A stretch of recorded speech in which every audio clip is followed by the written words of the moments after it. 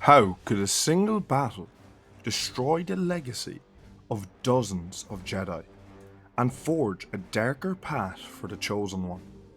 What happened on a forgotten mud ball of a planet that led to the betrayal, sacrifice, and a decision that would haunt Anakin Skywalker for the rest of his life?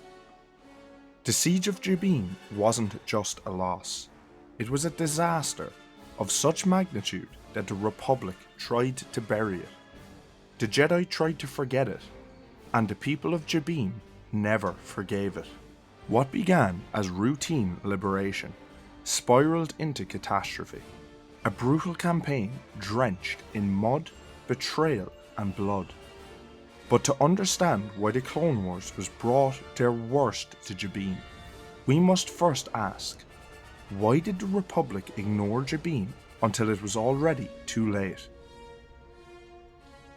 In the early days of the Clone Wars, Jabiim was barely a footnote in the halls of the Galactic Senate.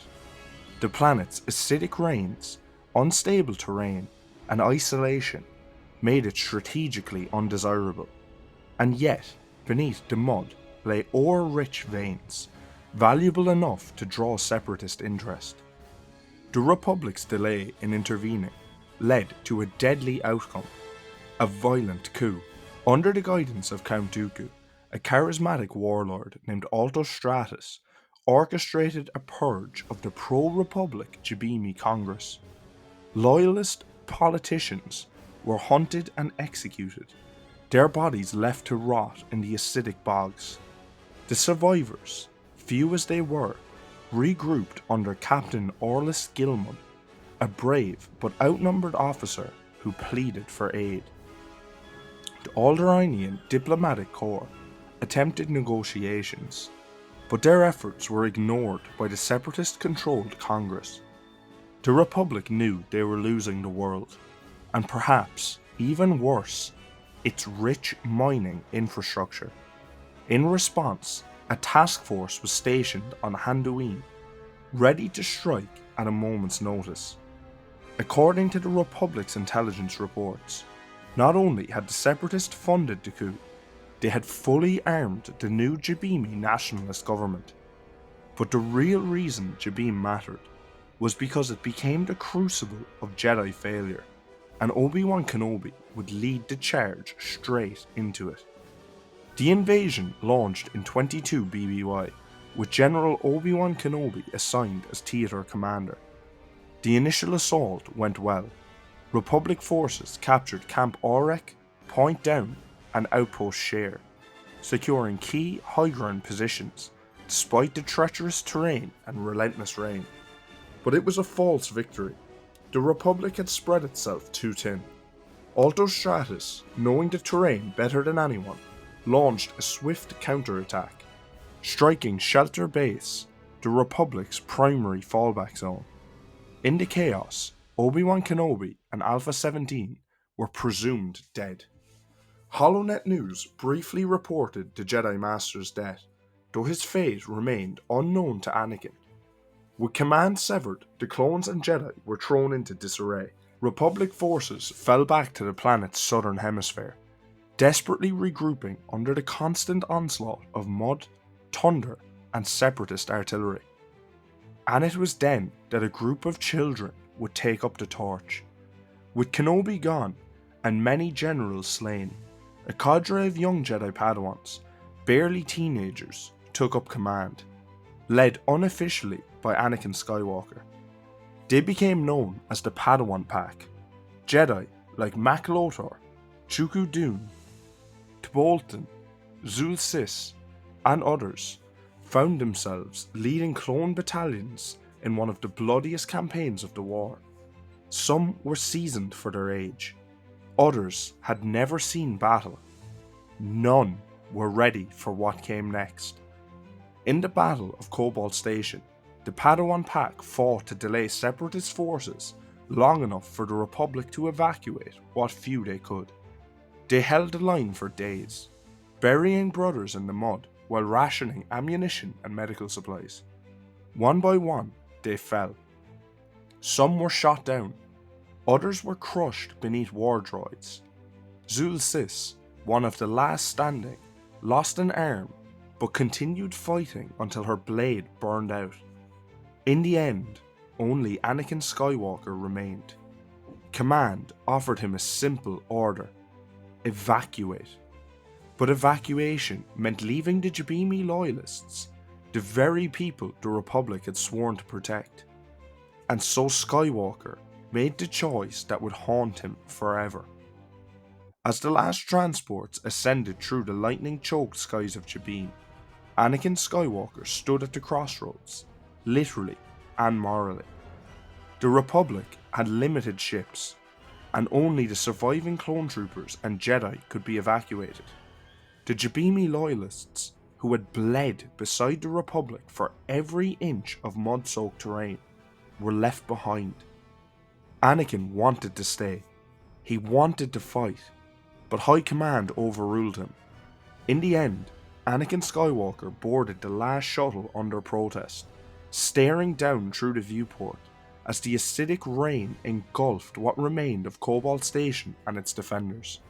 As the ships vanished into the stormy sky, Orlis Gilman and his remaining soldiers realized the truth. They had been abandoned. For Anakin, it was more than a tactical withdrawal. It was a personal failure, one that began to crack his already fragile faith in the Jedi Council's leadership. The seeds of doubt, of betrayal, were firmly planted in his soul that day. But the war wasn't over for the Jabiimi. In the aftermath of the Republic's retreat, the Jabiimi nationalists under Altostratus' successor hunted down loyalist survivors, but Captain Ormus Gilman refused to surrender. Rallying the remaining loyalists, he led a desperate underground resistance, planning a counterattack on the CIS command center in Hyber Canyon. It was a suicide mission, but one that nearly succeeded. Yet, in a brutal twist, Gilman was assassinated by Torn Crane, a nationalist infiltrator, during a massacre at High Rock Canyon. Stabbed through the ribs with a vibroblade, Orlis died not as a general or soldier, but as the symbol for betrayal, murdered by his own people. His brother, Nolan Gilman, survived the massacre and escaped into the wilderness, continuing to lead the loyalist remnants. The Republic would not return to Jabiim for another year, and when they did, it wasn't for liberation, it was for conquest. In 20 BBY, during the brutal final stretch of the Clone Wars, known as the Outer Rim Sieges, the Republic returned to Jabiim. But this time, there were no negotiations, no diplomacy, only war. The battle was costly. Republic legions faced off against entrenched separatist holdouts, fortified bunkers, and the same acidic weather that had destroyed them years prior.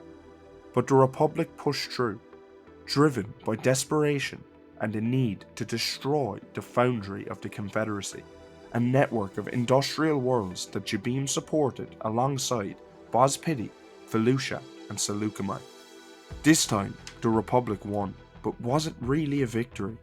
Jabiim was left broken, its mines stripped, its population divided, and its cities scarred by constant orbital bombardments. With the fall of the Confederacy, Jabiim was absorbed into the Galactic Empire, and in a twist of cruel irony, the very Jabiimi nationalists who had once pledged themselves to Dooku's cause now swore fealty to Emperor Palpatine. The loyalists who had once dreamed of freedom were labelled traitors. In the archives of the Jedi Temple, Jabiim is barely mentioned, a footnote in a war filled with horrors. But for those who were there, for Anakin, for the clones, for the doomed Padawan pack, Jabiim was more than a defeat. It was a lesson in the cost of leadership. The Jedi's code of non-attachment was tested, broken, and discarded in the mud. Anakin Skywalker learned something else that day too. The Jedi would sacrifice anyone to win. That belief would fester and later help justify his fall to the dark side. After all, if the Jedi could abandon Jabiim, what else were they willing to throw away? The Siege of Jabiim remains one of the bloodiest and most tragic battles in the Clone Wars. It was a planetary quagmire, political, moral, and military. A place where heroes died without recognition, where children led armies, where the Republic's ideals drowned in the rain, and perhaps, most painfully, it was a place where the Jedi lost more than lives. They lost the trust of those they swore to protect. And so we ask again, what do you do when the order you fight for leaves you behind? Because on Jabiim, everyone was left behind. But what do you think? How important was Jabiim to Anakin's eventual fall to the dark side? Let me know your thoughts in the comments below. And as always, like, subscribe, and join us for next week for another deep dive into the archives. Thanks for watching.